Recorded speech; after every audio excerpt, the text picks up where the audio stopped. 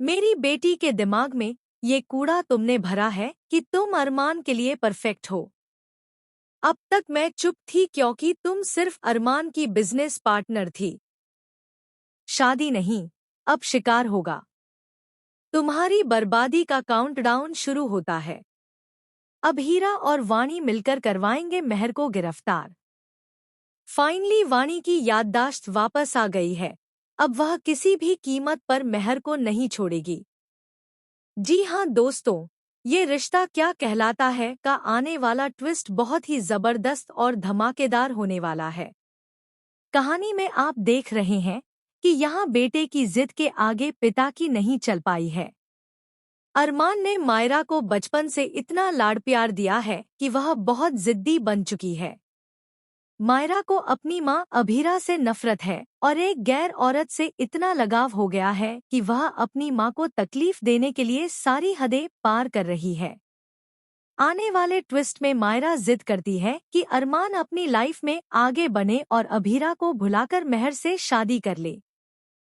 पहले तो अरमान मना करता है और गुस्सा भी करता है, लेकिन विद्या उसे डरा देती है कि कहीं वह अपनी बेटी को हमेशा के लिए न खो दे।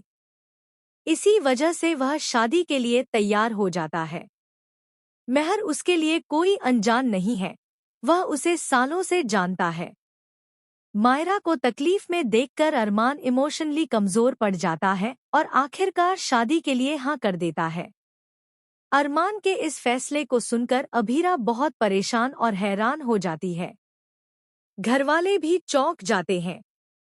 दादी सा कहती हैं कि अरमान अब बड़ा हो चुका है और अपना फैसला खुद ले सकता है, इसलिए उसे रोका नहीं जाना चाहिए।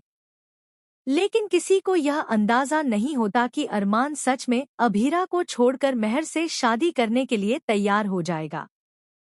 आने वाले ट्विस्ट में आप देखेंगे कि जब अरमान मेहर को गले लगाता है तो वह कहता है कि शादी भले ही उससे हो जाए, लेकिन वह कभी भी अभीरा की जगह नहीं ले पाएगी और उसे उसका पूरा प्यार कभी नहीं मिलेगा।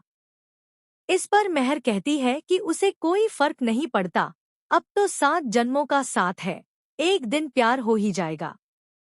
लेकिन अभीरा चुप नहीं बैठने वाली। उसे समझ आ चुका है कि मेहर ने मायरा को कैसे अपने पक्ष में कर लिया है। पहले वह सिर्फ बिजनेस पार्टनर थी, लेकिन अब वह अरमान की पत्नी और मायरा की मां बनने जा रही है। इसीलिए अभीरा ने मेहर को चैलेंज दिया है कि वह